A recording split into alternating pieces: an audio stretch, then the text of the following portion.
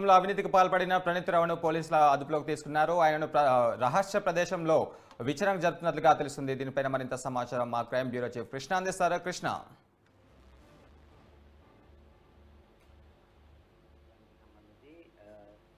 పోలీసులు నిన్న సిరిసిల్ల ప్రాంత హెడ్ క్వార్టర్స్ కు వెళ్లి ప్రణీత్ రావును అదుపులోకి తీసుకున్నట్లుగా సమాచారం అందింది. ఆయన అక్కడి నుంచి నేరుగా సంజయగుట్ట పోలీస్ స్టేషన్ కు తీసుకురాకుండా ఆయనని ఒక రాష్ట్ర ప్రాంతానికి తరలించి అక్కడ విచారణ చేపట్టడం జరుగుతుంది. అంతేకాకుండా ఈ కేసు వ్యవహారానికి సంబంధించి ఆయన ఎప్పుడైతే కాంగ్రెస్ ప్రభుత్వం హయాం వచ్చిన తర్వాత హార్డ్ డిస్క్లను ధ్వంసం చేయడం జరిగిందో ఆ 45 హార్డ్ డిస్క్లను తిరిగి వాటిని అన్నింటినీ కూడా అందులో ఉన్న ఎవిడెన్స్ సంపాదించేందుకు అంటే నిపుణులతోటి ఐటీ నిపుణులతోటి పోలీసు ఉన్నతాధికారులు దాని మీద విచారణ దాని మీద దర్యాప్తు కూడా చేస్తున్నారు. అంతేకాకుండా ఈ కేసులో అతనికి ఎవరెవరు సహకరించారు, అంతేకాకుండా ఈ ఐవి ప్రభాకర్ రావు పాత్ర ఎంత ఉంది అని చెప్పేసి అనే దానిపైన విచారణ జరుగుతుంది. ఇదే క్రమంలో ఈ డిఎస్పీ గంగాధర్ మరొక ఫిర్యాదు చేయడం జరిగింది. ఈ యాక్సిలరేటెడ్ ప్రమోషన్స్ పైన ప్రభుత్వానికి అయినా ఫిర్యాదు చేయడం ఇప్పుడు పోలీస్ శాఖలో చర్చనీయాంశంగా మారింది. గత ప్రభుత్వంలో 4 అధికారులకు అడ్డదారిలో యాక్సిలరేటెడ్ ప్రమోషన్ పొందారని, ఆ 4గురిలో ప్రణీత్ రావు కూడా ఉన్నారని కూడా చెప్తున్నారు. ఆయన గతంలో ఎప్పుడు కూడా మావోయిస్టులకు సంబంధించి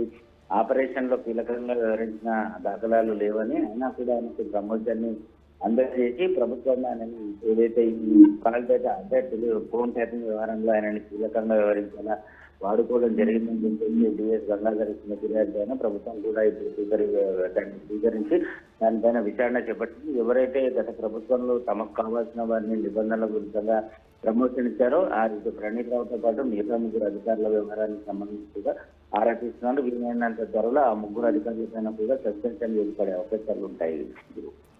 థ్యాంక్ యూ కృష్ణ.